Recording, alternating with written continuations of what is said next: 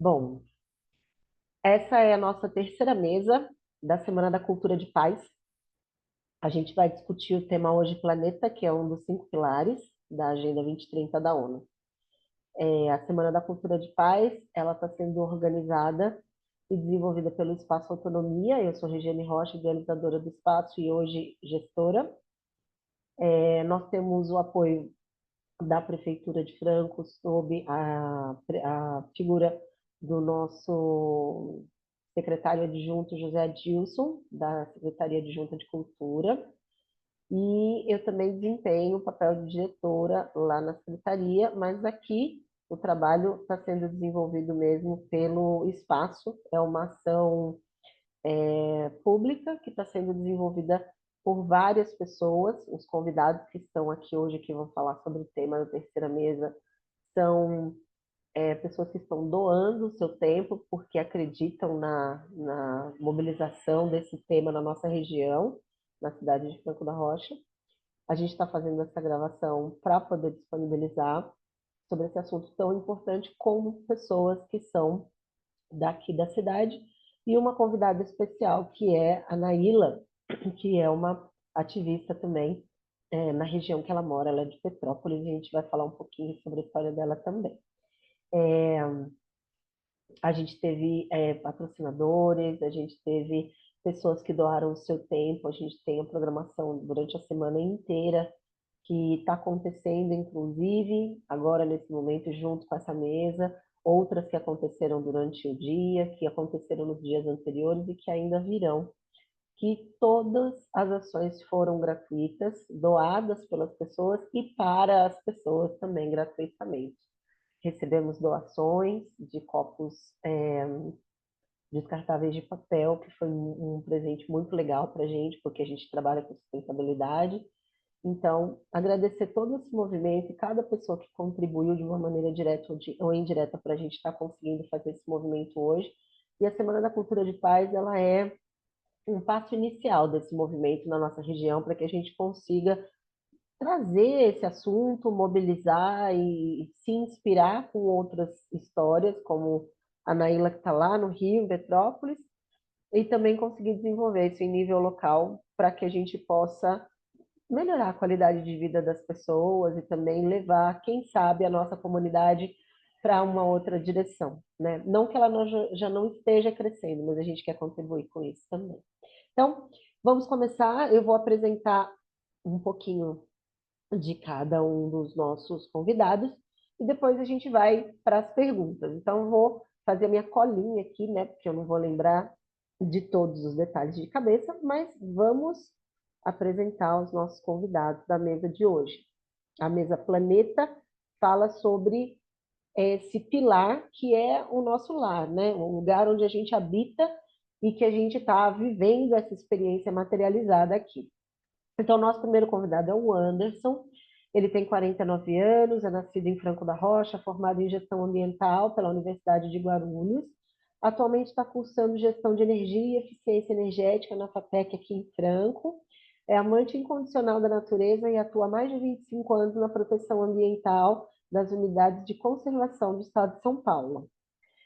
A Naíla, que é formada em educação física, apaixonada pela natureza e pela lei do tempo, tecelã de sonhos, defensora das nascentes do sítio São José do Caititu, em Petrópolis, e professora de natação, mãe, avó, parceira e atleta amadora de triatlon, aprendiz da vida.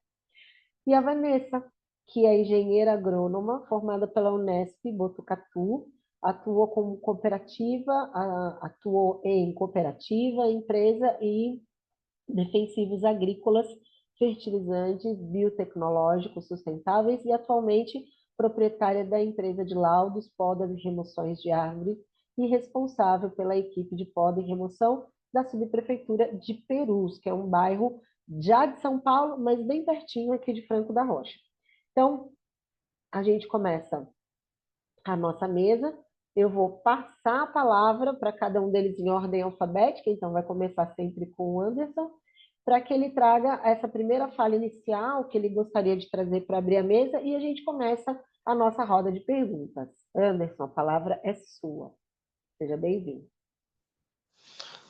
Gratidão, boa noite a todos. É um prazer aí estar com vocês hoje e poder contribuir com essa experiência aí que você acabou de falar aí sobre as unidades de conservação e falar um pouquinho sobre os serviços ambientais, essa parte de educação ambiental mesmo, que é a parte que eu mais. Fora o incêndios florestais, né? Que eu sou chefe de brigada e a gente atua bastante nessa área, nessa época do ano aqui. Estou aí para contribuir e acho que é isso. Naila? Estou aqui meio assim, caindo de paraquedas, mas a experiência que a gente tem aqui em Petrópolis em relação às nascentes é muito significativa, é uma briga de muitos anos, de muita paciência e muita persistência, e se puder contribuir de alguma maneira, é uma história bonita. Passo a palavra. Vanessa? Boa noite, Rê, boa noite a todos. Obrigada por ter chamado, né, para a discussão. Atualmente eu moro em Mariporã, né, não moro em Franco, mas do ladinho aí, moro no meio do mato, e só porque gosto um pouquinho também. E vamos aí, vamos ver o que a gente pode desenvolver. Bom, vamos lá, gente. Eu vou trazer algumas perguntas para vocês e aí eu queria ouvir cada um a partir da perspectiva das próprias experiências pessoais, né? Então, a primeira pergunta que eu quero trazer para vocês, mesmo como é o caso da Naila, que é uma pessoa que trabalha no ativismo dessa situação que ela vive lá no Rio, como que vocês se aproximaram ou resolveram escolher, quando que vocês perceberam que era questão ambiental, como que isso apareceu na vida de vocês, como é que vocês fizeram essa conexão com essa temática do meio ambiente e em que momento da vida de vocês se relacionaram com isso? Então, essa é a primeira pergunta e eu vou passar para o Anderson primeiro. Valeu. Então, tem tudo a ver com a minha história, assim, porque eu comecei por causa dos incêndios mesmo, florestais, porque assim, a gente tem o último remanescente de cerrado, que é o Parque do Juqueri, é nossa casa, nosso quintal, e as funções do cerrado, assim, são maravilhosas, né? Tanto a questão de produção de água, que é a grande função do cerrado, só de ter 56 nascentes no Parque do Juqueri já é um ganho para a qualidade de vida nossa aqui na região. E eu comecei como voluntário no Parque do Juqueri, nessa história de 25 anos aí. Daí eu trabalhei de vigilante, de porteiro, monitor, tudo que aparecia eu ia entrando. Daí eu consegui chegar até a gestão do parque, só que eu acabei indo para outro parque lá na região de Atibaia, que é o Parque de Itapetinga. E depois eu acabei voltando para trabalhar de monitor de novo aqui no Parque do Juqueri.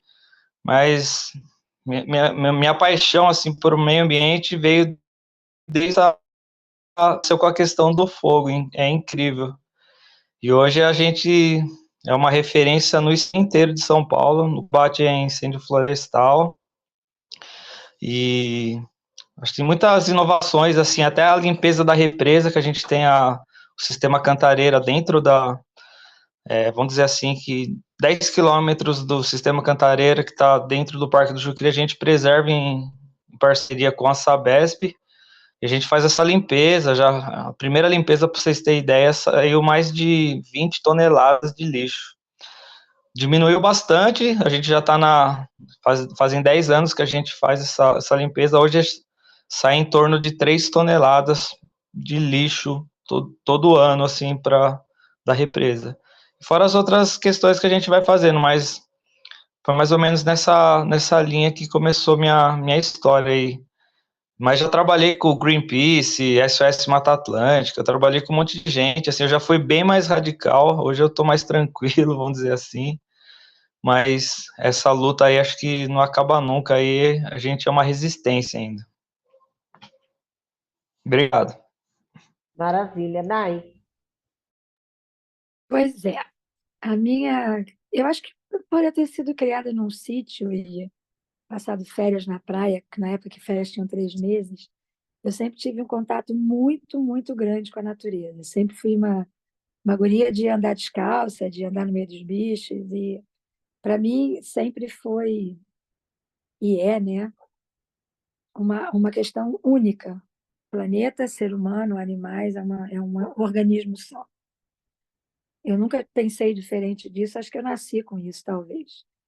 Mas eu frequentava esse sítio Caititu quando eu era menina, porque ali eles tinham uma criação de gado, faziam, faziam queijo. Eu sempre gostei de andar no meio de chiqueiro, assim, umas coisas meio doidas, né? Mas talvez já fosse essa vocação. E eles foram um dos primeiros locais aqui no Rio a ter agricultura orgânica. Então, foi uma coisa que me chamou a atenção. Eu achava lindo, o local era maravilhoso, até que um dia o prefeito conseguiu dar um nó nas freiras, aquelas donas do sítio, comprar o sítio por uma bagatela, uma coisa assim bem nojenta, e queriam fazer um grande empreendimento nesse sítio. Só que eu sabia das nascentes, e aí, junto com umas 2 ou 3 famílias aqui do bairro, eu, a gente começou a brigar para isso não acontecer, porque na época a gente achava que tinham 7 nascentes, e ali tem um rio que a gente fala que é um rio subterrâneo, porque ele some debaixo de uma laje de pedra para aflorar uns 500, 600 metros à frente. E sempre que chove, essa laje não comporta o volume do rio e ele aflora. E quando ele aflora, ele inunda tudo. Então, o terreno é bem um charco, né? Até as feiras só plantavam agrião ali, porque o agrião gostava da confusão. Paralelo a isso, a gente conseguiu meio que brecar a obra desse grande condomínio. E aí eles fizeram, num charco acima, uns 5 minutos de caminhada, um empreendimento da Minha Casa Minha Vida, que aquilo para mim não é casa de ninguém, aquilo é um absurdo, são 50 metros quadrados para uma família morar. E fizeram 780 unidades, perto já de um outro, que eram casinhas populares super bem boladas, né, assim, com rua, com parque. E logo que se inaugurou, começou a dar tiro de um lado para o outro, porque, como eles construíram em cima de um charco, quando ligava o esgoto lá, saía nas casinhas de cá. Foi uma loucura. E esse empreendimento fica a 5 minutos de caminhada, em linha reta não dá 300 metros, da onde a prefeitura, pós não conseguir fazer o empreendimento, a classe A, jogou o terreno para minha Casa Minha Vida. E queriam fazer mais 730 unidades. Aí que as nascentes iam para o pau mesmo, né? E assim, é o último remanescente de uma bacia que recolhe a água dos morros em volta. Petrópolis, ou só tem morro ou tem barranco. A gente não tem muita linha reta por aqui, né? E a gente tem uma história muito grande de desabamentos, inundações, é tudo muito, muito triste por aqui. E aí entramos com uma série de Ministério Público, foi até bem interessante, que eu falo que às vezes a, a mãe terra, ou o universo, como a gente queira chamar, ela conduz, né? Na verdade, a gente foi na prefeitura, eu como conselheira escolar da escolinha aqui do bairro, a diretora da escola, fomos reclamar sobre a escola em si. Só que a gente tinha marcado uma reunião com o Ministério Público e o defensor, não é defensor não, o promotor público da educação não pôde nos receber. Coincidentemente, quem nos recebeu foi a promotora do meio ambiente. E eu, lógico, aproveitei, levantei a questão e abrimos o processo. Com esse processo aberto, a gente conseguiu que alguns órgãos, algumas ONGs que cuidam da bacia do Piabanha, que é o grande rio que passa por aqui, vai até Três Rios, né, e junta com Paraíba para fazer o Paraíba Sul, é um manancial muito grande, a gente conseguiu, através dessas ONGs, do Comitê Piabanha, levantar todas as nascentes. Estou tentando resumir bastante, tá? Levantar todas as nascentes para impedir essa construção. E, assim, foi muito legal, porque isso tem 15 anos já acontecendo, tá? Numa dessas confusões, me deu um treco na cabeça, daquelas coisas de maluca, e eu peguei um aplicativo chamado Strava e fiz uma caminhada da onde eles queriam construir até esse outro empreendimento, que tem já 780 unidades. E aí eu consegui, com isso, anexar o processo. E com essas intervenções, tanto do Ministério Público, quanto do Comitê Penha e outros órgãos que a gente conseguiu mobilizar, alguns vereadores que sempre têm o lado político, né? Então a gente tem que tentar. Nesse interim, eles conseguiram votar um Parque das Nascentes, e a grande ajuda que a gente teve foi num abaixo-assinado, onde os escoteiros aqui de Petrópolis entravam nos mercados, e era muito engraçado que eles pediam, assim, eram crianças, né? E as pessoas falavam, ó, se é escoteiro que está pedindo, é boa coisa. Então, a gente, em 3 dias, a gente conseguiu 2.000 assinaturas para anexar o processo do parque, que a gente conseguiu. Lógico, o prefeito vetou, mas conseguimos derrubar o veto. E nessa confusão toda, veio um documento da própria Caixa Econômica dizendo que ali era impróprio para construções pela característica do terreno. Com essa investigação do Comitê Piabanha, acharam-se mais 2 nascentes, exatamente aonde eles falavam que já que não dava para construir nas 7, naquelas 2 dava. E, e como a gente anexou o processo,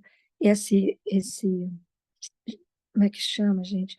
Eu não sei, o Strava pega o GPS, faz o desenho do local e mostra direitinho. E é um dado fidedigno, né? Como a gente anexou isso, tem um detalhe na lei da liberação de dinheiro para essas construções que não pode estar a menos de tantos quilômetros um do outro. Então, a Caixa negou o dinheiro. E aí a gente se considera assim meio vitorioso, porque esse prefeito está aqui há 4 mandatos, só faz essas confusões. Todo ano, eu acho que as freiras lá do Catitu batiam nele, não é possível, porque ele tem alguma coisa contra aquele local. Mas a gente está conseguindo derrubar. Eu digo a gente, porque assim, eu não sei como é que o Anderson vivencia isso dentro do trabalho dele, mas a coisa mais difícil que nós tivemos enquanto sociedade civil e essas ONGs, e até mesmo a parte política, para conseguir impedir que isso acontecesse, foi engajar a população. Porque, assim, meia dúzia de pessoas no bairro entenderam o que podia acontecer, né? Em termos de mobilidade, em termos de violência, em qualquer situação, porque é um bairro caracteristicamente agrícola. Dentro da cidade, ele fica a 8 quilômetros do centro da cidade, mas a característica dele é de agricultura, ainda tem muito ortigão lá, e não tinham engajamento. Eles achavam que, pelas promessas da politicagem, que ia ter mais ônibus, que ia ter posto de saúde, que a escola ia voltar, essas coisas, né? Mas é um trabalho de formiguinha da gente conseguir conscientizar. O que foi mais fácil conscientizar foi o bairro abaixo do Catitu, nós estamos mais altos, né? Que uma vez se acabasse com essas nascentes e a água não ia acabar de fluir, ela ia continuar nascendo e ia sair em algum lugar. E como é um lugar que recebe essas águas dos morros em torno, iria alagar muito essa parte baixa. E é um local em que já sobe água até o teto do primeiro andar. Então, esse pessoal a gente conseguiu angariar mais adeptos, porque eles já sofrem isso, né?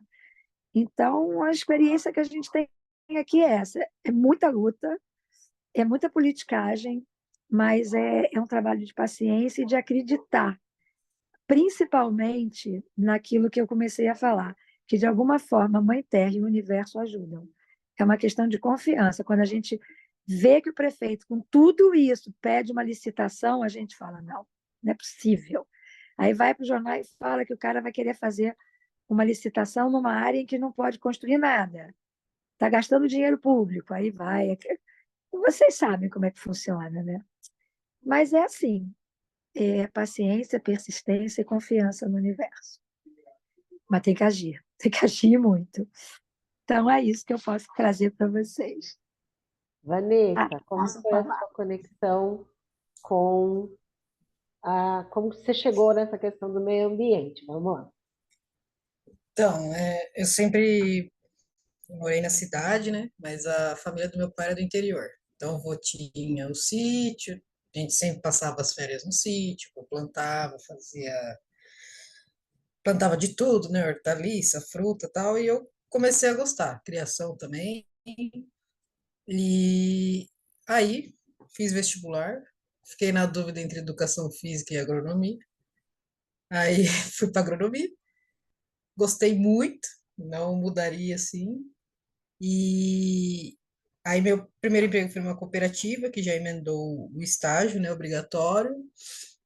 Aí saí, fui para empresa de defensivos, depois para a empresa de fertilizantes e agora na área do meio ambiente, né, da prefeitura de Perus e da SUB, né, de Perus.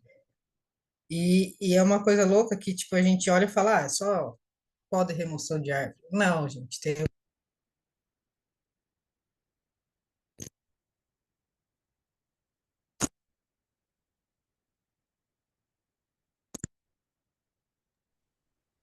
Travou esse microfone, Ivan.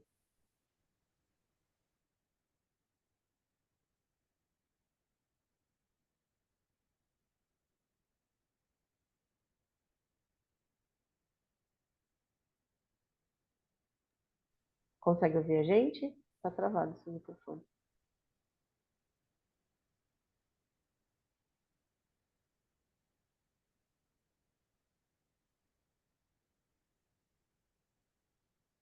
Deve ter sido alguma coisa da internet.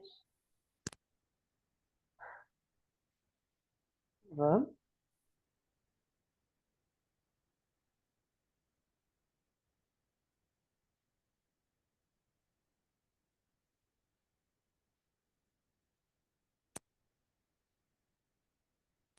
Oi.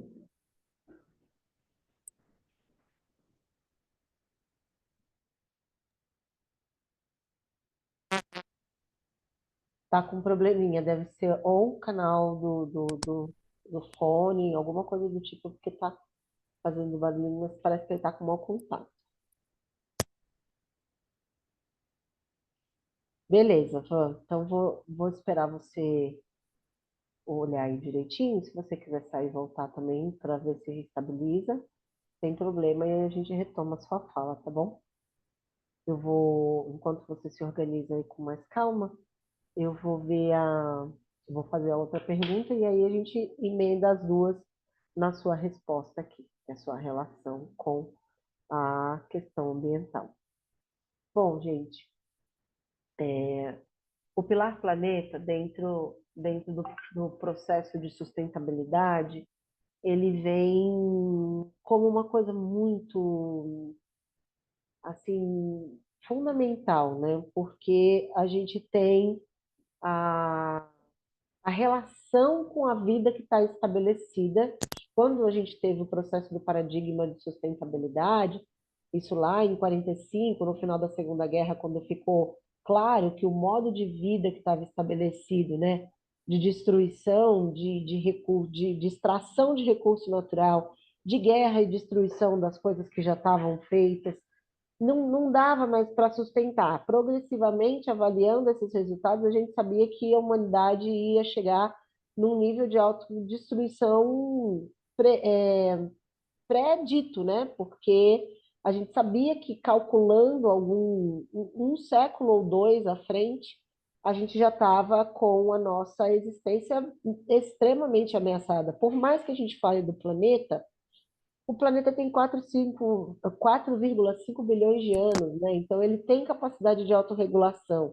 Já passou por muita história, por muitas transformações e muitas espécies e cataclismas e situações que ele conseguiu dar um jeito, mesmo se transformando, ele conseguiu sobreviver.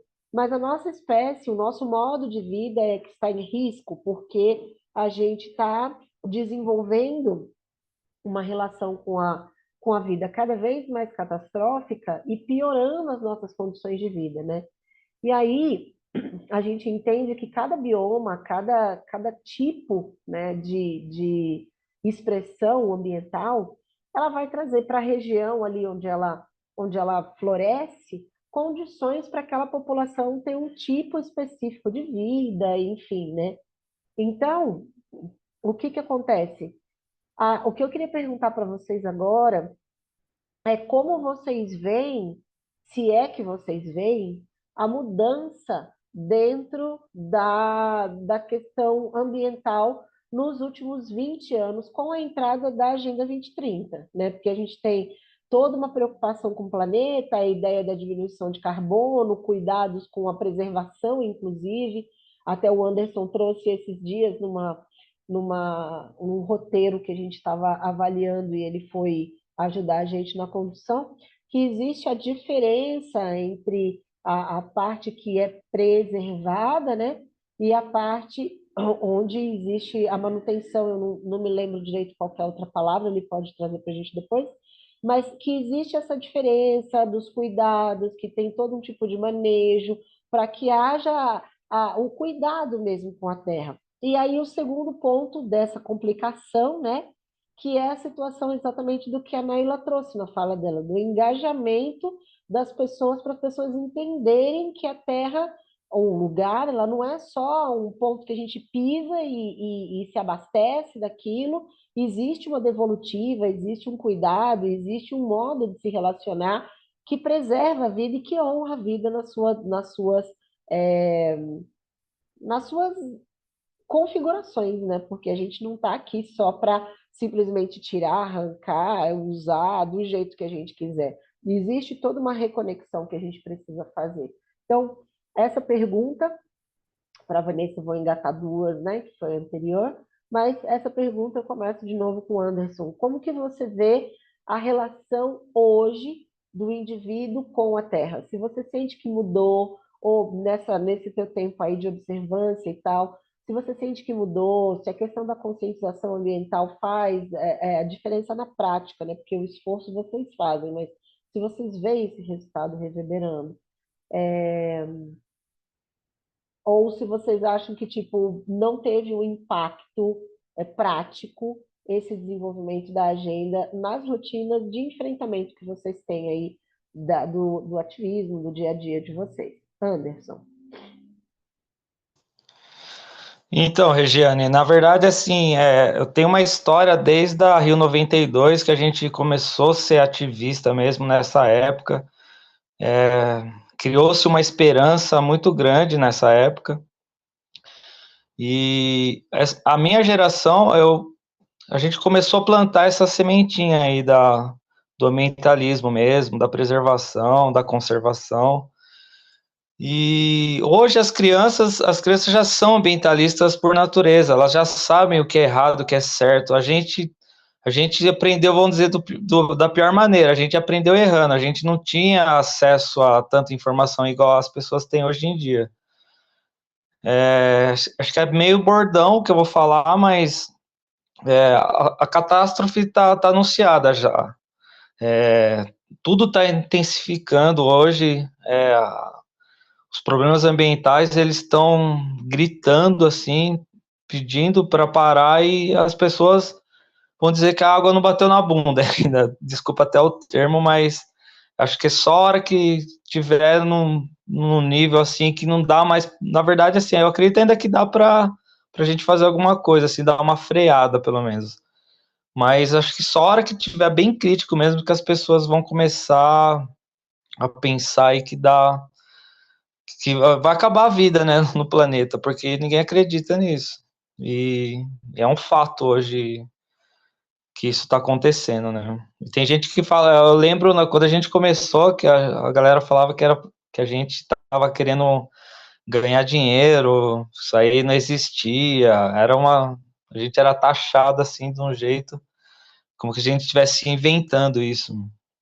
E na verdade só motivou a gente a não parar, né? Porque é um processo, acho que imparável, vamos dizer assim. Não sei se deu para responder a pergunta, mas se tiver outra parte também que eu acabei esquecendo, Sim, só não, falar. isso mesmo. Nai, Caramba, eu tenho que concordar total com o Anderson, mas eu acho que a espécie humana eu já falo isso há muito tempo, infelizmente, é o câncer do planeta. A gente vai proliferando de tal maneira, crescendo de tal maneira, não respeitando o ambiente, tal qual um câncer no organismo humano.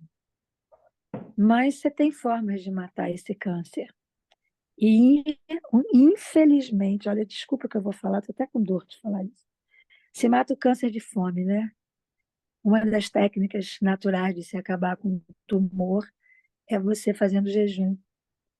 E você, quando tem pouco alimento, o seu organismo é tão inteligente que ele vai alimentar só as células novas.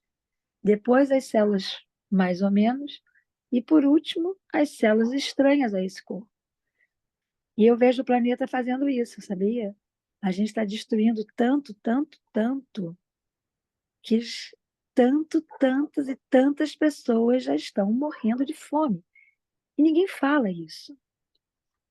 Ninguém chega nisso, nesses campos de retirantes, aqui mesmo nas cidades, eu vejo a minha própria cidade, não vou falar nem de 20 anos para cá, de 10, de 5, o número de pessoas ambulantes, mendigos, aumentou muito, muito, muito, muito.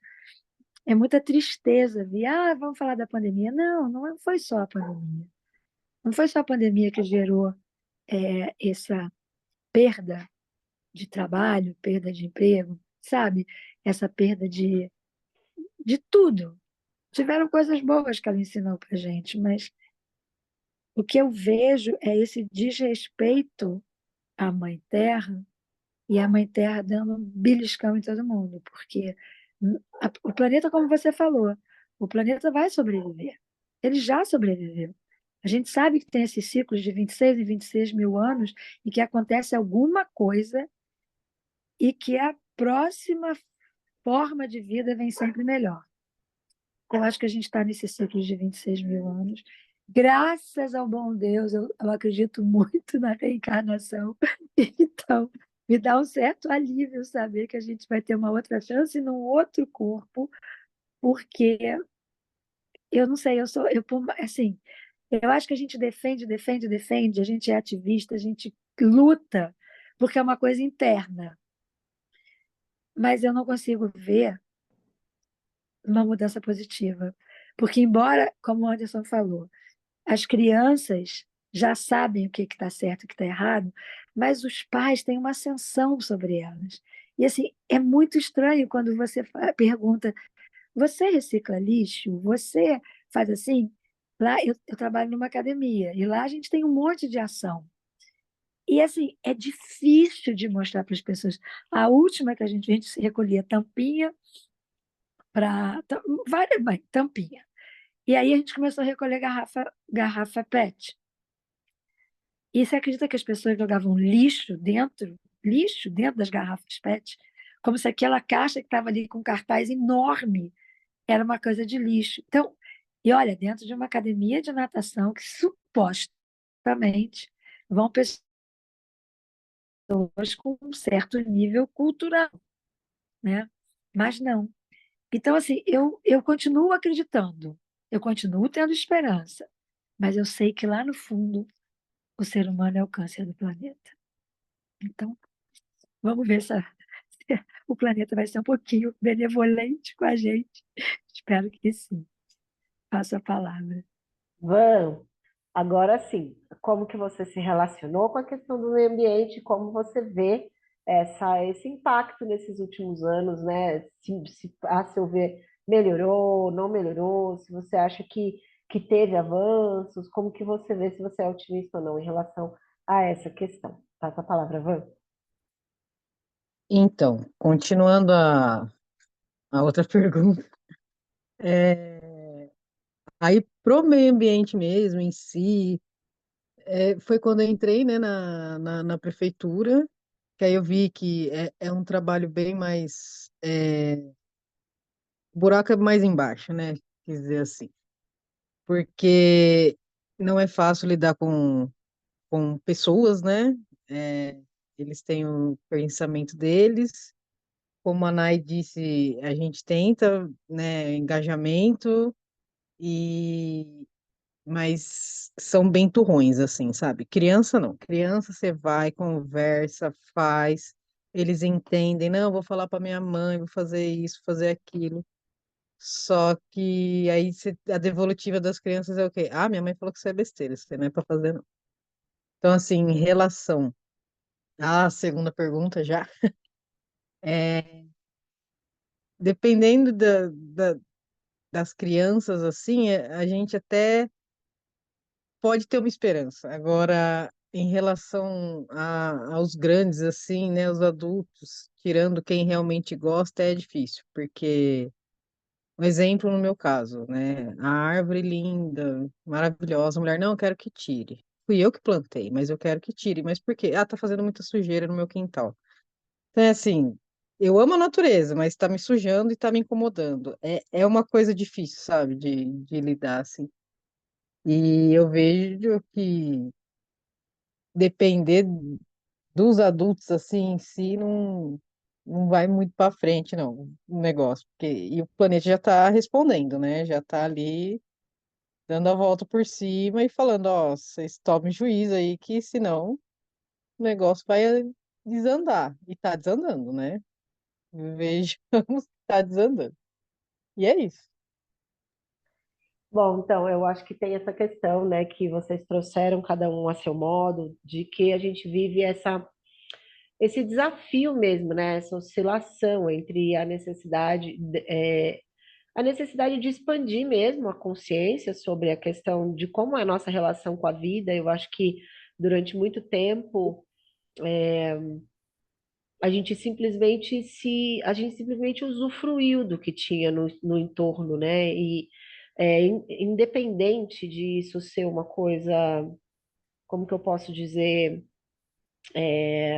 induzida ou não, né? Uma defasagem cultural no sentido da pessoa não entender a ideia de pertencimento, também tem uma, entre aspas, uma novidade nesse sistema, né? Principalmente quando se fala da educação ambiental, que é essa perspectiva de olhar a natureza como um ser, né? Como algo que envolve, mas algo que também tem uma vida independente além da nossa, porque eu sinto que principalmente as pessoas mais velhas, que ainda são pessoas assim do extrato da ruralidade, da ruralidade, né?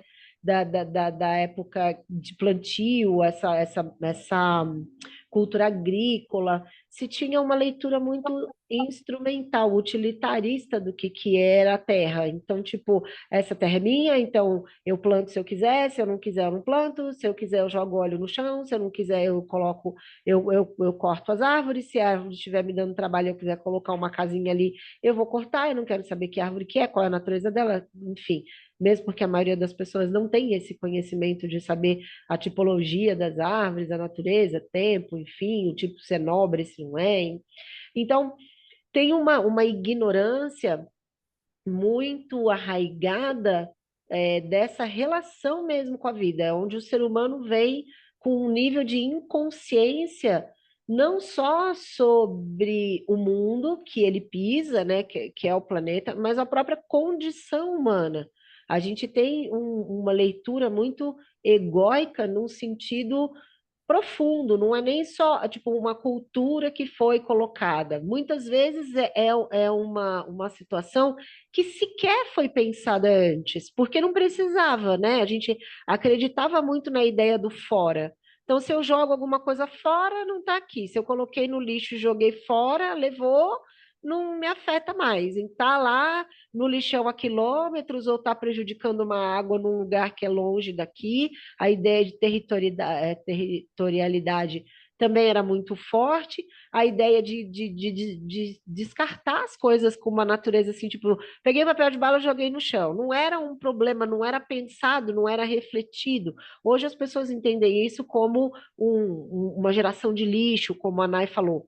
Mas isso é tão arraigado e tão é, silenciada, essa questão ela é tão desvalorizada, eu acho que a palavra é valor mesmo, ela é tão desvalorizada que sequer parava para pensar nessa condição. E isso a gente aplica para outros padrões, como consumo, a ideia da ostentação, a ideia do sucesso, a ideia do poder, a ideia do ser bem-sucedido, passar pelo consumo excessivo de produtos de todas as naturezas. E assim, uma pessoa não faz uma apresentação alimentar, por exemplo, como uma coisa de gratidão.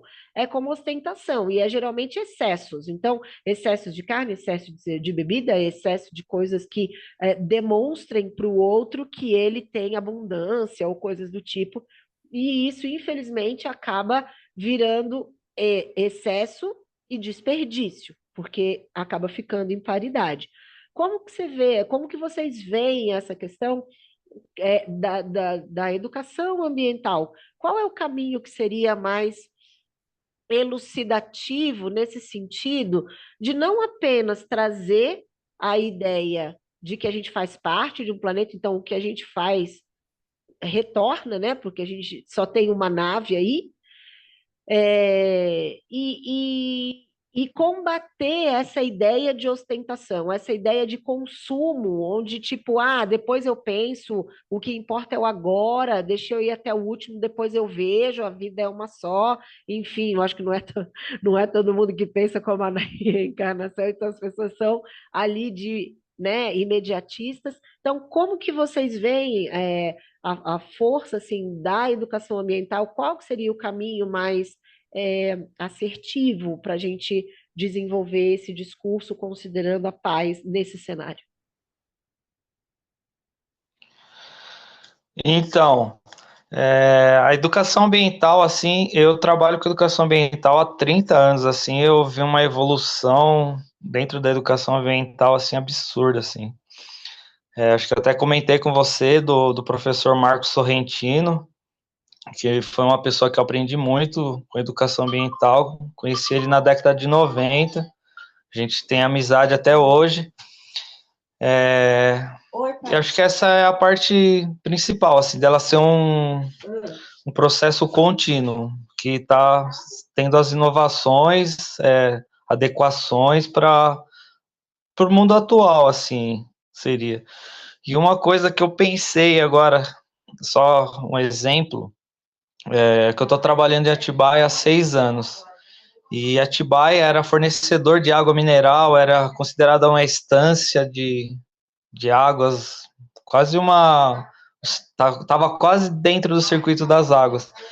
E hoje Atibaia passa por uma crise hídrica, apesar de ter as unidades de conservações no território, ela tem um problema de consumo, que como você acabou de fazer a pergunta, é absurdo, assim, já tem rodízio de água nos bairros de Atibaia, tá faltando água, e a gente começou a fazer esse trabalho de educação ambiental de conversar com os proprietários, os vizinhos das unidades de conservação, e a gente chegou, para você ter ideia, hoje a gente pegou uma rede clandestina de captação de água absurda, assim, dentro da serra, dentro do parque, a gente pegou um crime ambiental monstro hoje.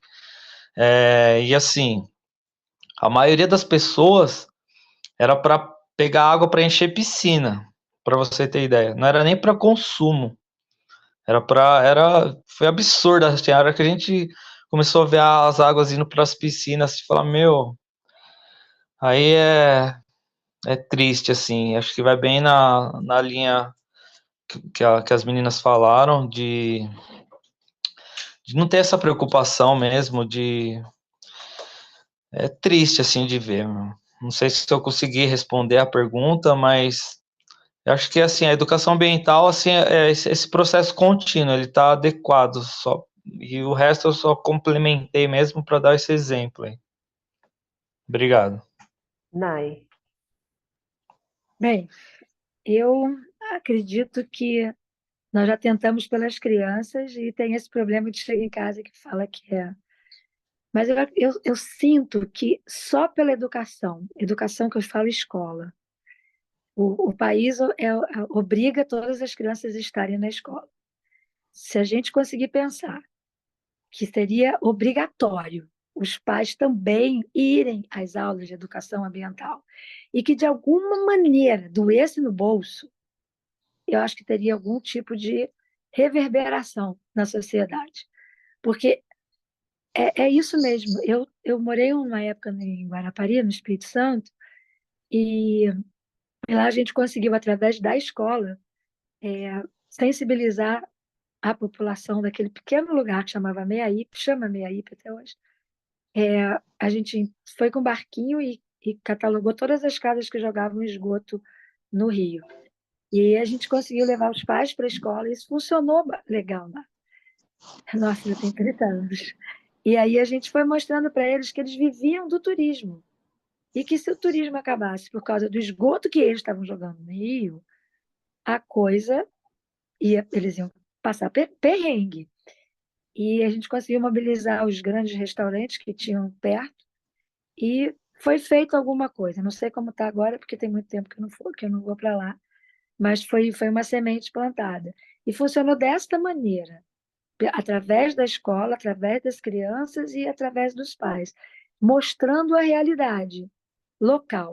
Então, eu acredito muito nesse trabalho local, que é o que a gente está fazendo aqui também. É uma coisa local. É aquela coisa, uma pessoa muda o mundo, né?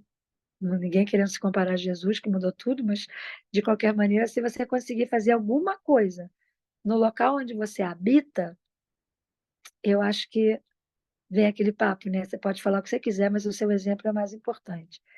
Então é isso. A porta da minha academia tem depósito de lixo reciclado, para as pessoas do bairro terem um espaço para colocar o lixo, para a associação de moradores recolher.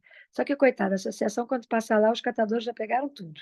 Mas a gente faz o seguinte: a gente dá cafezinho para os catadores, para eles não deixarem bagunça. Então, é por aí, sabe? Eu acho que tem essa coisa da massificação através da escola, através dos pais, mas tem a ação de cada um, sabe? A ação de cada um. Eu brinco muito quando a gente sai, eu falei, né, que eu sou metida triatleta. Então, quando a gente sai para correr, o pessoal gosta de correr e atravessar a rua em qualquer lugar. Eu dou cada bronca, falo, de jeito nenhum, se tem faixa de pedestre, você tem que atravessar na faixa. Pode ter um aluno seu, uma criança, teu filho ali te olhando. O exemplo é você quem vai dar. Então, assim, que eu percebo de esperança são essas duas vias. É a escola, não só com as crianças, mas com os pais também, e de alguma maneira doendo no bolso. Se o pai não vai, alguma coisa assim, tem que doer no bolso. Ou virar renda. Porque se os pais também forem e a escola começar a recolher reciclável, que gera grana, por que aumentou o número de catadores? Porque gera grana. E o outro ponto é o exemplo. Eu acho que é por aí. A minha cabeça pensa assim e age assim. Como é que é pensar? Como é que é? Sentir e Fala aí. agir. Exatamente. Vã. Então, eu também penso por aí, claro, continuar, né, com a educação ambiental, que isso não deve parar nunca, e realmente é um trabalho de formiguinha isso, e tem que manter, né, e principalmente, enquanto não doer no bolso, não vai surtir efeito em quem abusa demais. Esse povo que estava enchendo piscina lá em Atibaia, enquanto não vinha aquela multinha básica, eles não vão parar, sempre vai ter um jeitinho de fazer isso, né? Jeitinho brasileiro de ser, infelizmente. Mas eu acredito nisso, que continuar, né, com a educação e, a gente está numa era tecnológica. Faz, sei lá, o povo aí da tecnologia, app, né, vai, como é que fala, nesse meio de educação, sabe, joga para as crianças, as escolas também, joga, né, muita escola tem tablet agora, vai jogando desse meio, porque enquanto não, né, continuar com essa educação e para os maiorzinhos doer no bolso, porque senão não vai. E cada um fazer o seu, né? Se você fizer o seu, você ainda vai dando exemplo. Tipo, com os meus funcionários, eu vejo eles jogando, tipo, copo na rua, eu falo, não, vai lá e pega. Não, Vanessa, mas falei, não, vai lá e pega, ué. Você tá vendo a lixeira? 3 metros de você, você vai e joga o copo na rua? Aí sempre que alguém tá com um copo, não, vamos jogar no lixo. Falei, muito obrigada, você está ajudando o meio ambiente. E assim vai, sabe? Fazendo o seu de formiguinha. Eu acho que vocês trouxeram assim duas perspectivas, duas interfaces, né? São complementares que, principalmente quando a gente fala de cultura de paz, a gente teve a roda, a primeira a roda da Semana da Cultura de Paz, que foi exatamente sobre esse pilar, e a gente falou bastante sobre a questão dos direitos humanos e a questão de como as, as estruturas governamentais precisam estar estabelecidas e consolidadas nessa via do direito humano, né, a ter condições mínimas para conseguir viver, para conseguir desenvolver uma vida aí. No entanto, é, uma, uma das falas foi de que não tem como uma pessoa que está passando uma dificuldade básica, por exemplo, pensar em paz, né? Mas, apesar disso, quando a gente ouve os povos ancestrais, os povos originários, os indígenas principalmente, que são os mais próximos da nossa cultura aqui, né, da cidade, a gente tem grupos indígenas próximos aqui, a gente ouve, e todas as outras pessoas que são representativas hoje, porque a gente tem grupos aí se posicionando, né, e trazendo uma visão de mundo diferente. Eles não são grupos que dá para a gente dizer que são grupos de elite no sentido econômico, né? Mas eles têm uma relação com a natureza bem diferente. Eles têm um posicionamento de pertencimento, um posicionamento de cuidadores, eles têm um pertencimento de gratidão pelas coisas que estão no entorno, por tudo que é disponibilizado, pela abundância natural do planeta que está ali à disposição da vida, né? E a vida humana, inclusive. Então, a gente tem mesmo essa interface de que sim, a gente precisa de estruturas governamentais, de lideranças nacionais e locais também, né? Porque a Naila traz aí o exemplo dessa liderança política da região dela que joga contra, na verdade, essa questão ambiental. Mas a gente também tem essa ambiência do indivíduo, da escolha, dos exemplos, do querer mudar, porque um dos grandes apoios argumentativos das pessoas que simplesmente naturalizam a destruição é dizer que se o outro não faz, se ele fizer, ele é um bobo, né? Então, é muito da questão do que é valor para você e como você se conecta com essa relação. Então, para mim, principalmente, a questão da difusão da cultura de paz, dos princípios da Agenda 2030, elas estão voltadas muito mais para as possibilidades deste exemplo pessoal, das escolhas pessoais, da capacidade de agência de cada indivíduo, de como a escolha do produto que você consome, a dimensão dos seus sonhos, a forma como você quer realizar esses sonhos, faz toda a diferença prática no dia a dia, porque cultuar a vida, cultuar a paz, é que vai gerar a cultura de paz, né? E não necessariamente esperar que a guerra acabe para que a paz surja. Afinal de contas, a guerra começa na mente dos homens e é na mente dos homens que a gente tem que desenvolver as barreiras de paz. Então, o que eu queria ouvir de vocês um pouco agora é como que vocês entendem a importância da natureza, da relação dessa natureza, da conexão mesmo com o meio ambiente para o ser humano, nesse desenvolvimento da pessoa, né? Tipo, isso, como vocês comentaram, das crianças, o Anderson trouxe o exemplo do estudo do meio ambiente desde a infância e tudo mais. O que é essa conexão com a natureza de uma maneira mais amigável, de uma maneira mais humana mesmo, né? Porque a gente se perde, às vezes, até da condição humana, instrumentalizando, coisificando tudo, inclusive a nós mesmos, né? Como que essa relação, essa ressignificação do pertencimento, da condição humana, impacta e pode impactar a consciência das próximas gerações?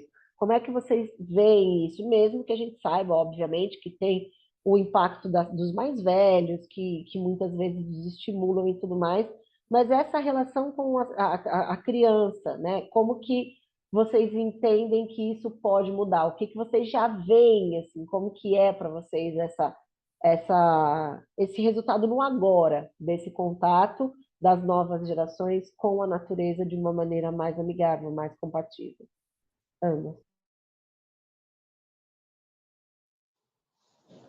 Então, eu vou bem na linha assim do despertar mesmo, de você despertar a curiosidade, assim, e você fazer a pessoa se tornar parte daquilo que está vivenciando, assim.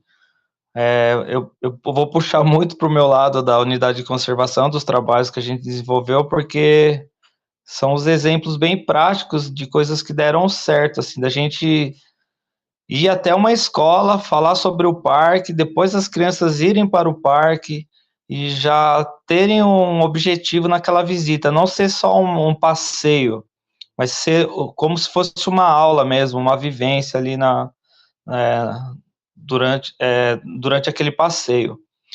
E essa transformação, ela vai muito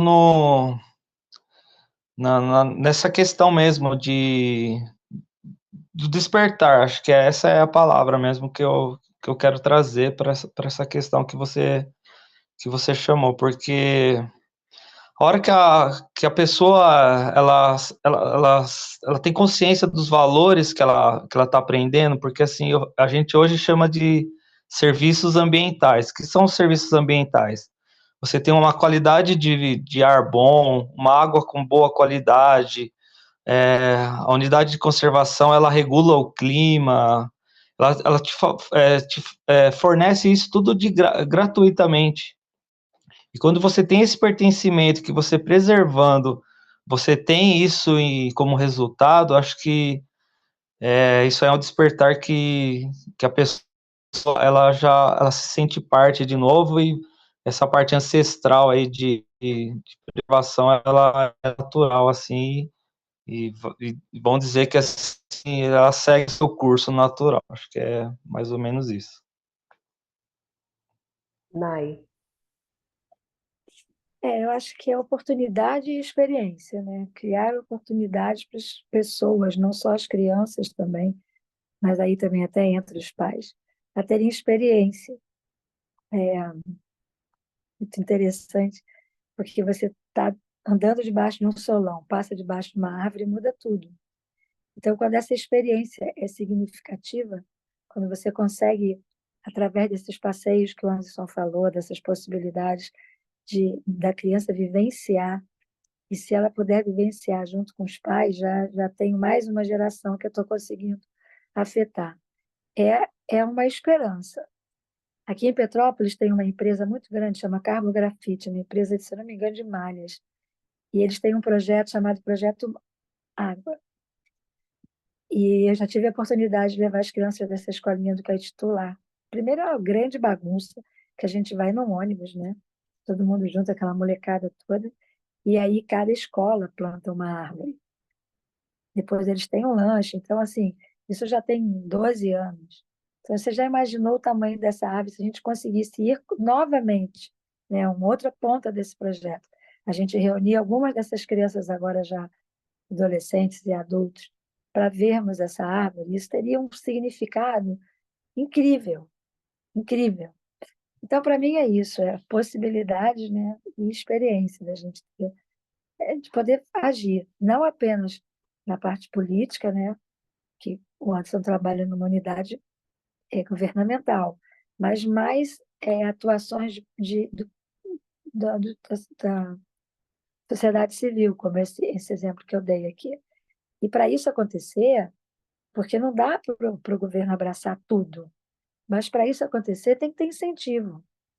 E da mesma forma que essa mesma empresa faz esse projeto, há pouco tempo, deve ter uns 2 ou 3 anos, a gente tem aqui perto um lago muito bonito, num outro bairro chamado Nogueira, que estava todo assoreado. E essa empresa ia bancar toda a limpeza, a arrumação, tudo do lago. O próprio IBAMA brecou, porque o dinheiro tinha que vir do IBAMA. Olha que loucura. Então, assim, não dá para entender certas posturas. Mas eu tenho esperança, sabe? Eu sempre. Não dá para viver sem esperança e não dá para parar de lutar por aquilo que a gente acredita. Então, cada um podendo fazer alguma coisa já vai ser muita coisa. Eu mantenho a esperança. Eu acho que pode vir o cataclismo que for, cair o meteoro que for, eu vou manter a esperança. Então, passo a palavra. Vamos.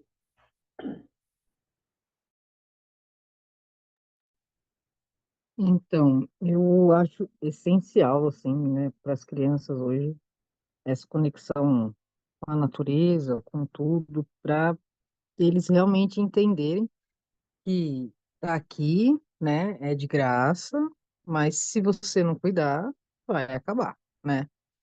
E um exemplo que eu queria dar é uma amiga minha veio aqui em casa, e aqui em casa tem árvore, tem tudo, né? Tem cachoeira perto aqui. E o filho dela veio, o filho dela mora prédio, tudo, e nunca tinha tido contato. E chegou bravo, queria ter ficado jogando videogame, enfim. Aí na hora que chegou aqui, começou a brincar, aí viu a árvore, aí quis subir na árvore, aí queria ver cachoeira, queria ver tudo. Ele, mãe, aqui é muito legal, a gente precisa vir mais, que não sei o quê. Então, assim, eles vivenciando né, tendo a oportunidade, não só ficar isolado, né, nos apartamentos, tudo bem que hoje é perigoso, tudo é difícil, né, a gente entende, mas eu acho que vivenciar mesmo, né, estar em contato com a natureza, realmente, né, para o governo abraçar tudo é difícil, não, né, é puxado. Mas é igual a gente falou, é formiguinha. Se parar, dançou, né? Porque aí o negócio aperta. Mas eu acho que é isso. E é interessante, né, quando a gente vai observando e vai ouvindo, como a gente vai percebendo que vai aparecendo alternativas que são alternativas de fato expressivas, né? Porque muitas vezes a gente acha que é tipo assim, ah, mas somos 3 pessoas aqui, 4 no máximo falando, vamos colocar, vai ter um gato pingado que vai ouvir e tudo mais.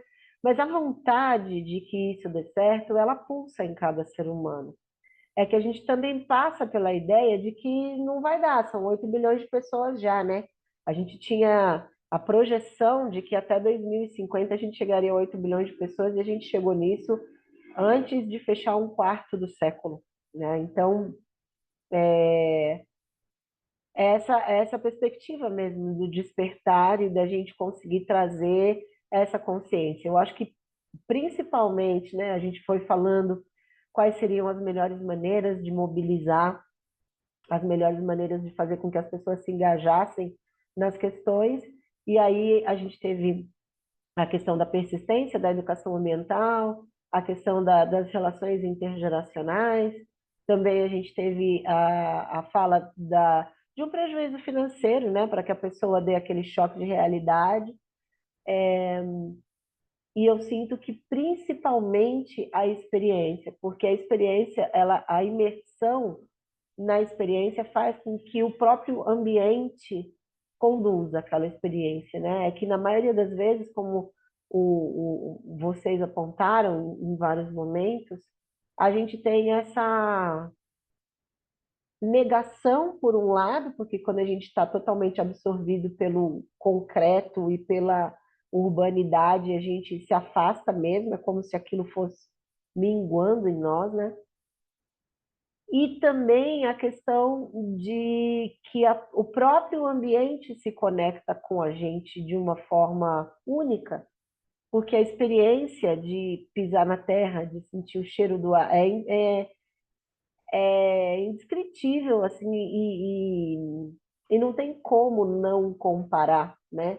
Não perceber a diferença de um ar que se respira no centro de São Paulo e o ar que se respira em um parque, né? Um parque, principalmente com nível alto de conservação e preservação, como o Anderson trouxe.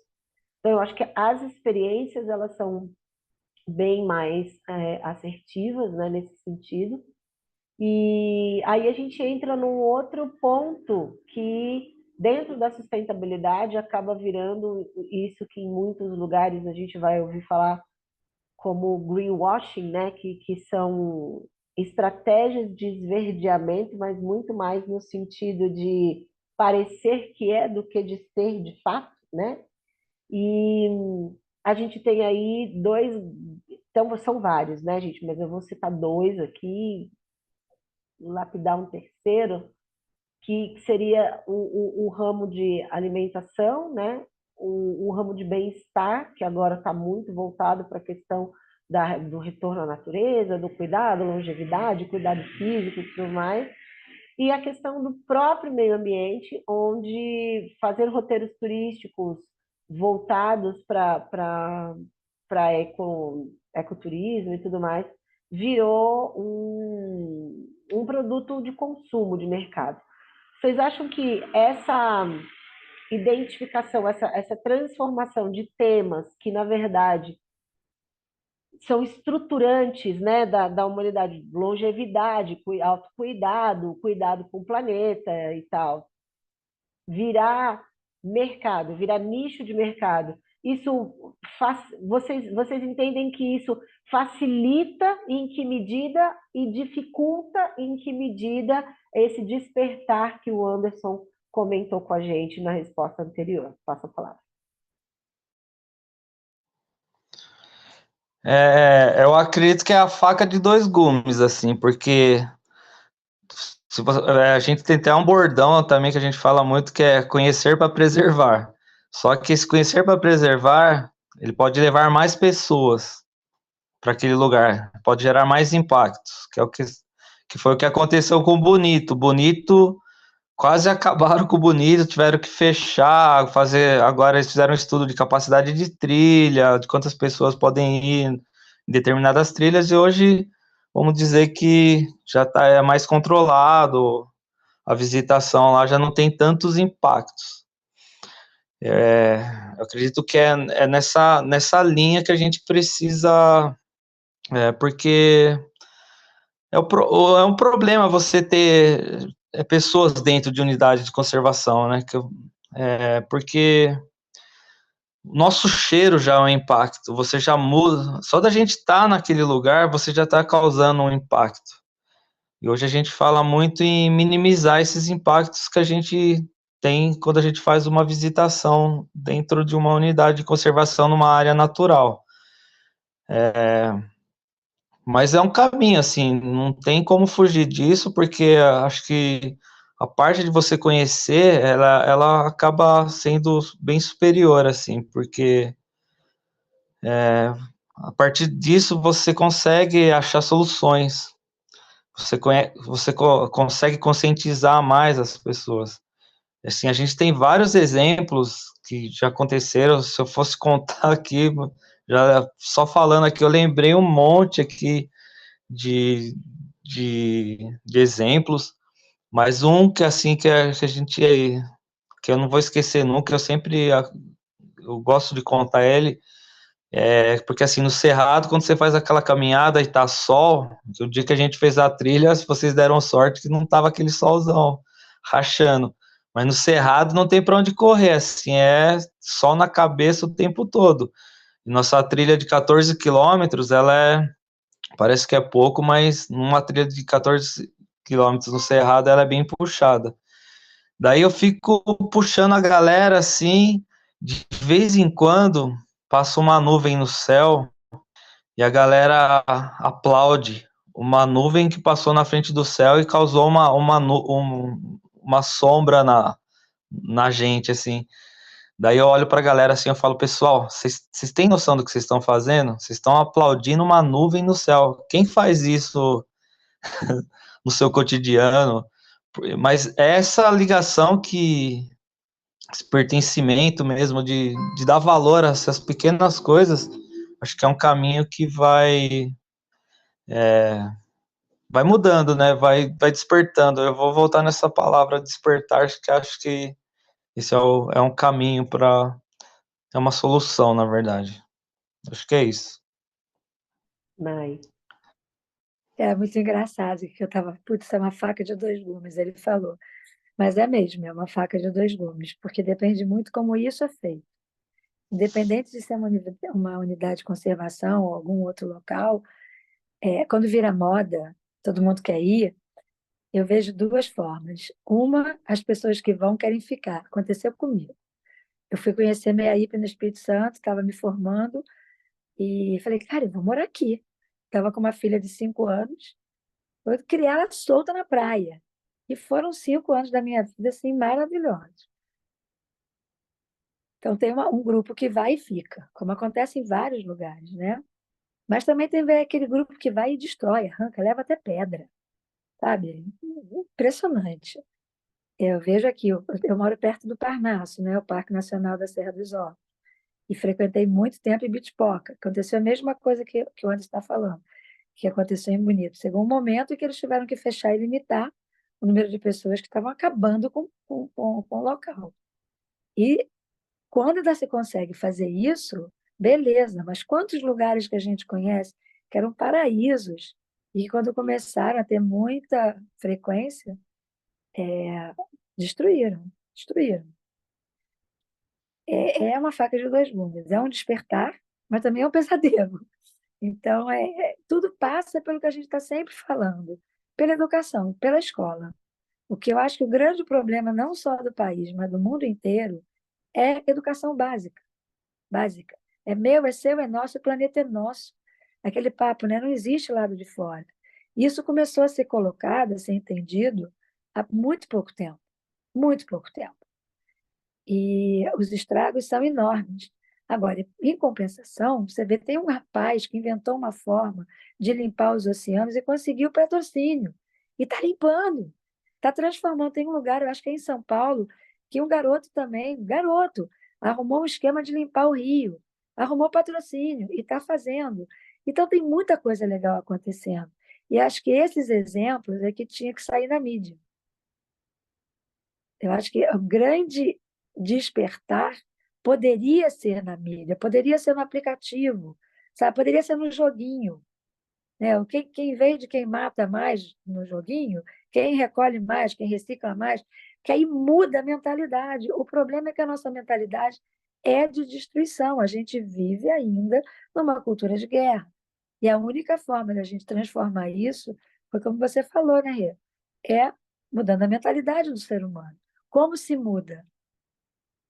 Pela educação, pela massificação. Você lembra do Sugismundo? Vocês são da época do Sugismundo? Eu sou de uma época que as pessoas abriam a janela do carro e jogaram para fora. Aí apareceu aquele bonequinho, Sugismundo. Melhorou muito. Hoje, quando você vê alguém jogando algum lixo da janela do carro, você abre a sua e fala, porco, entendeu? Mudou. Mas a conscientização, para mim, esse despertar de ter pessoas indo para vários lugares que são mananciais, unidade de conservação, pequenas cidades, é uma grande faca de dois gumes, porque não tem a base da respeitabilidade ao local. Inclusive, muda-se a cultura do local, que é um grande perigo. Então, é uma coisa para ser muito bem pensada. Pode ser boa? Pode. Mas tem que ter um tato para fazer. Tem que ter assim, chegou no parque. Então tem que, antes de começar uma caminhada, deveria ter uma explicação, uma aula. Tem que seja de 5 minutos. Várias plaquinhas explicando o que aquilo ali significa. Porque a pessoa que está no concreto não tem noção do que é. Eu, é isso mesmo, André, é uma faca de dois gumes, é um despertar e um pesadelo. Passo a palavra. Van, Eu concordo também com a Nay e com o Anderson. Agora a modinha é o pessoal ir para os chalés, né? Na montanha.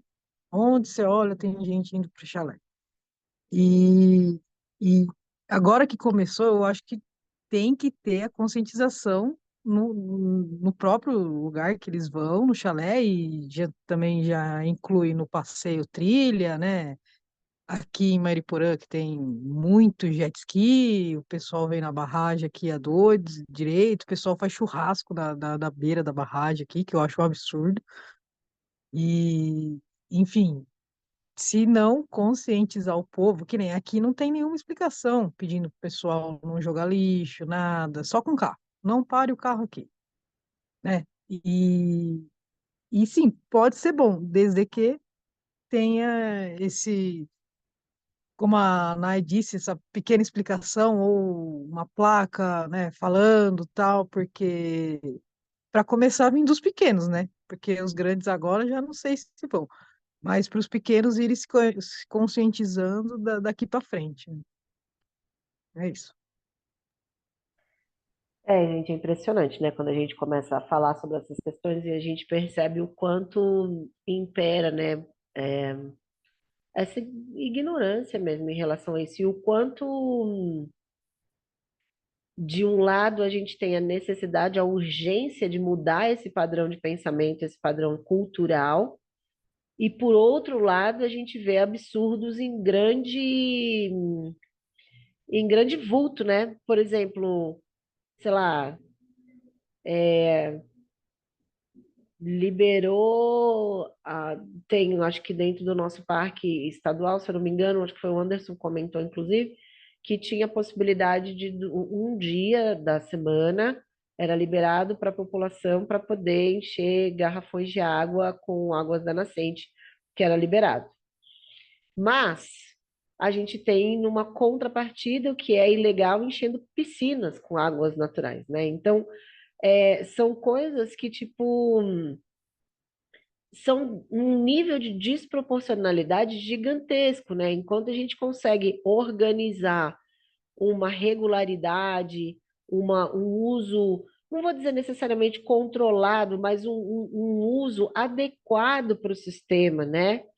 E aí a gente tem, por outro lado, tipo, um abuso mesmo, assim, do uso de recursos, um desperdício, uma forma é,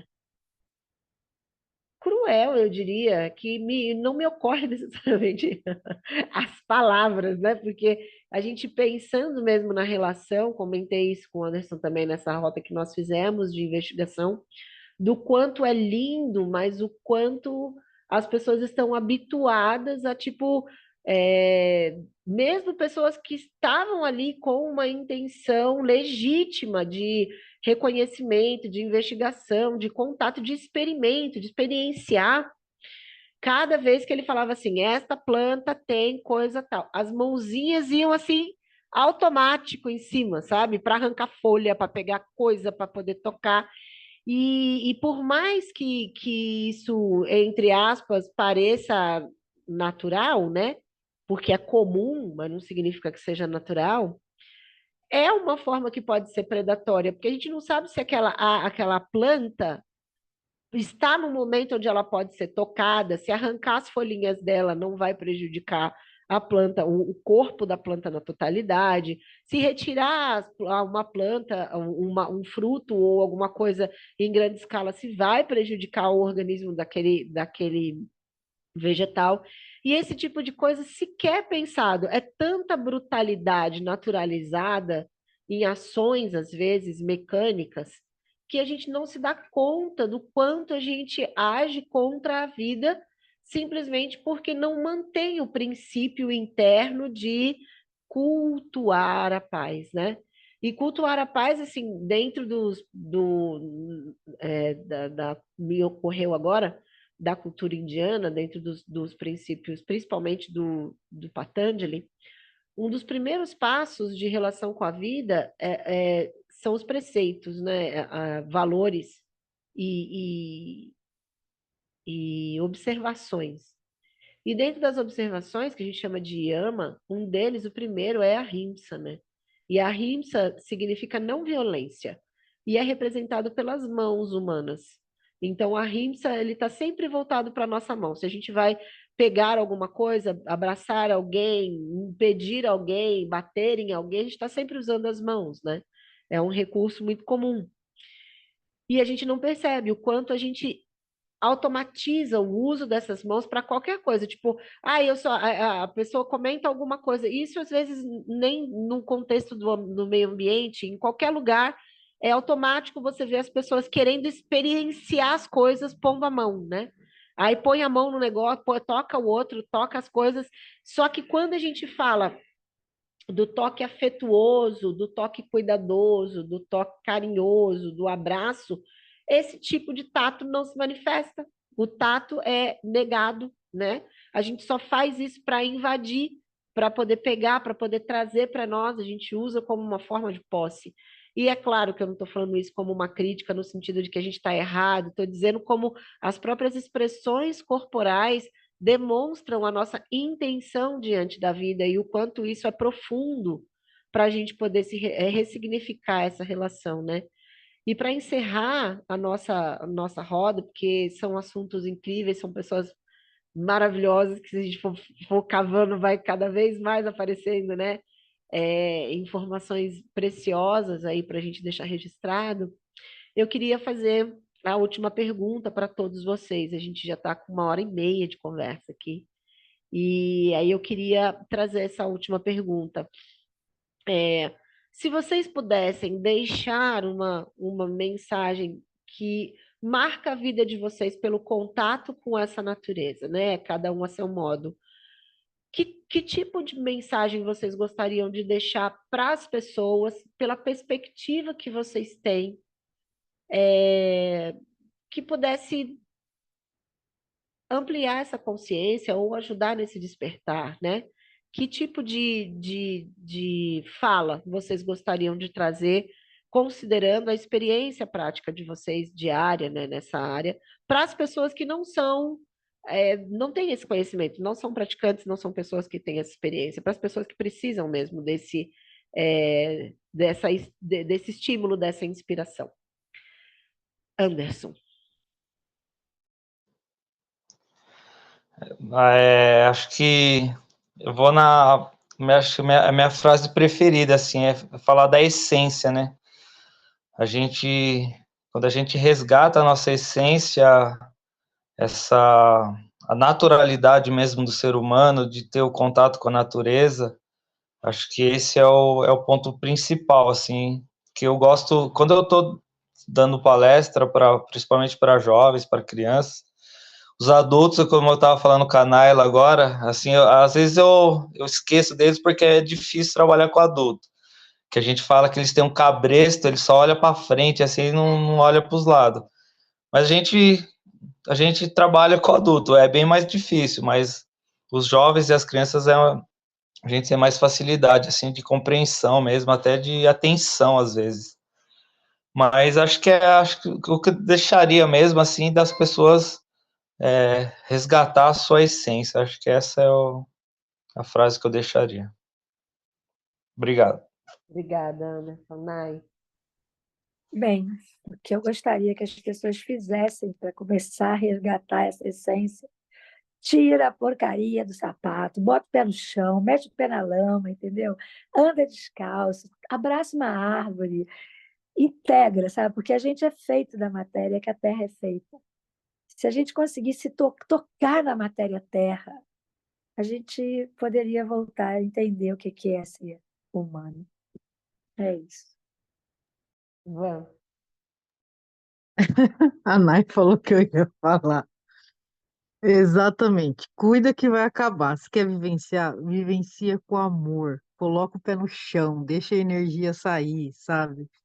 Pisa na grama, pisa na terra, se suja, não tem problema nenhum, gente. Pelo amor de Deus. Sente o que a natureza te traz, né? Ela te traz a paz, aquele sol batendo em você, aquela árvore. Meu, para mim é assim, perfeito. Faz, vivencia, mas faz com amor, sem degradar nada. É isso. Obrigada.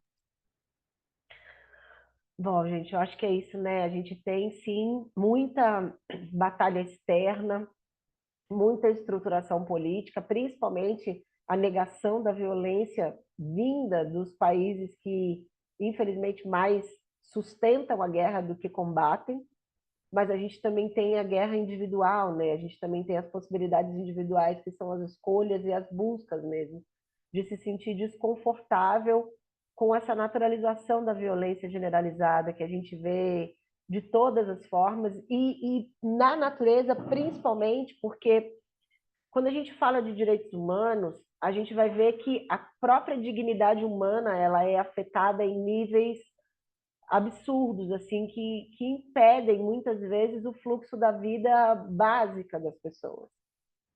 Agora, se a gente tem essa complicação, considerando uma espécie que tem um sistema legal, jurídico, que pode ser acionado e que pode ser desenvolvido cada vez mais nos seus territórios, imagina a dificuldade que a gente tem para ambientes que sequer são entendidos como vivos, né? Sequer são entendidos como seres de direito, como é o caso das outras espécies, né? E o caso do planeta em si. O nível de coisificação que a gente vive do planeta é tão grande que não se tem a noção de que a gente, como a Anai falou, que a gente é feito da mesma tabela periódica, né? Nosso corpo, a nossa constituição, ela depende de muitos elementos. E assim, conversando, quando a gente olha, inclusive falando da questão de biomas, que o Anderson trouxe em vários outros momentos, assim, essa percepção de que o Cerrado ele é uma floresta invertida, né?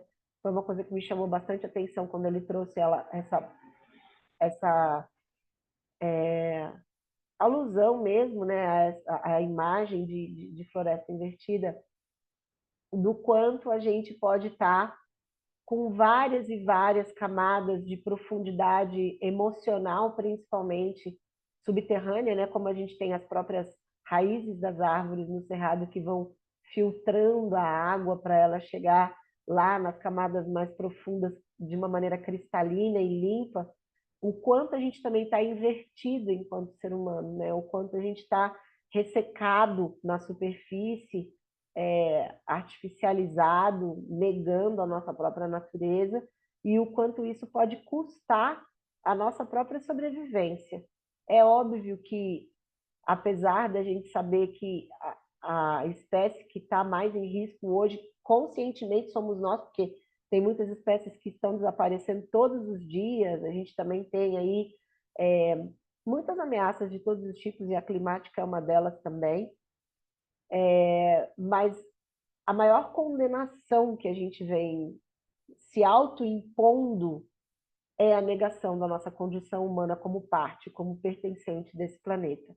Então, eu sinto que esse pilar ele se desdobra em muitos tipos de discussão, e quanto mais a gente vai entendendo, principalmente as lógicas dos biomas, porque são sabedorias antigas que o planeta passa para a gente, né, através de uma comunicação muito sagrada e muito óbvia, aliás, que muita gente fala, nossa, não dá para entender. Não, não é que não dá para entender, a gente está silenciado dos nossos poderes, da nossa sensibilidade para poder se conectar com essa verdade absoluta que está no nosso entorno, né? Então, eu só posso agradecer vocês por representarem o Pilar Planeta no dia de hoje, na nossa terceira mesa, abrir o convite para que vocês estejam mais vezes conosco, para a gente poder falar sobre outros temas a partir da experiência de vocês, e que a gente possa transformar isso num canal também de educação ambiental, mas principalmente de educação da condição humana, né? Porque a natureza tem muito mais a ensinar a nós do que a gente ensinar aos outros sobre ela, né? Então ela tem muito mais a ensinar a todos nós. Então, eu acho que o Anderson está falando aqui da dica do Sertão Velho Cerrado, que é uma dica para a gente assistir, né, sobre esse tipo de solo. E eu quero agradecer profundamente a generosidade de vocês, o tempo para estar aqui, ocupar o tempo de vocês com essa conversa e trazer tanta sabedoria para a gente deixar registrado e depois oferecer para as outras pessoas, que é como você falou, né, Naí, a Van também trouxe, o Anderson, de que existem possibilidades, sim, das mídias trabalharem em favor dessa transformação, né, das grandes instituições.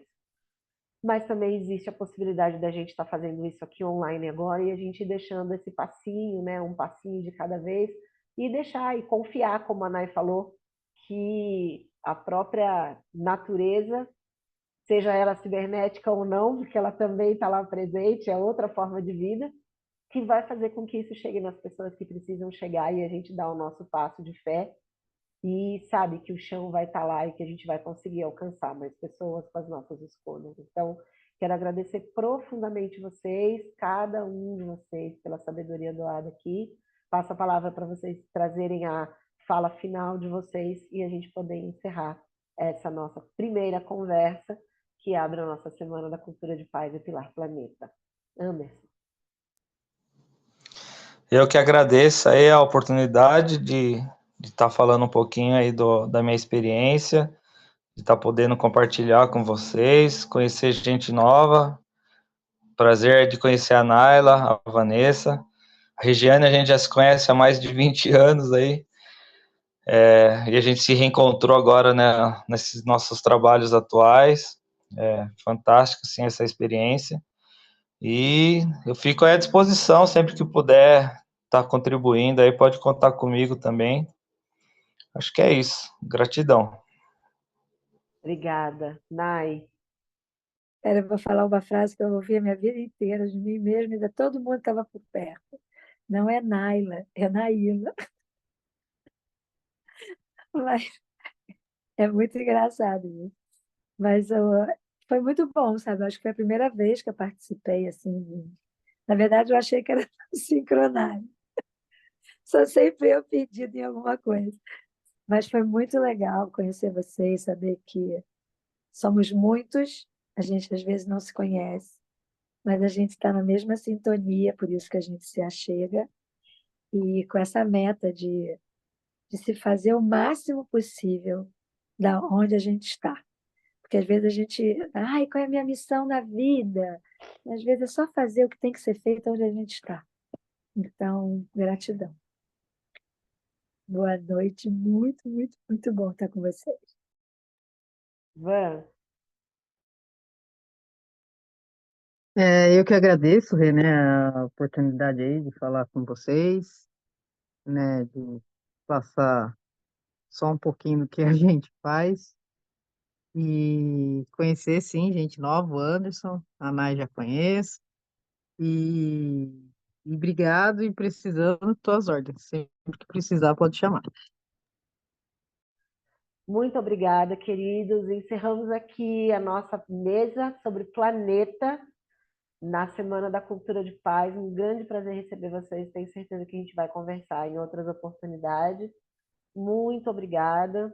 E, assim, agradeço profundamente a oportunidade de cada coisinha que contribuiu para a gente conseguir fazer essa conversa hoje, desde a tecnologia até os nossos horários, os nossos aparelhos, o tempo que a gente conseguiu organizar, a vaga na agenda, tudo que a gente conseguiu fazer para estar juntos aqui, dando esse passo de amor, assim, e de gratidão por esse planeta, nessa nave Terra que conduz a gente aí pela galáxia e que acolhe a gente com tanto amor. Eu tenho certeza que a gente vai, cada dia que passa, aprender um pouquinho mais. A vida vai dar um jeito de acontecer como ela sempre faz e quem sabe a gente consiga aprender junto com ela, né? Muito obrigada para vocês, até uma outra oportunidade. A gente encerra por aqui e finaliza a nossa mesa do Pilar Planeta. Muito obrigada a todos vocês. Arro.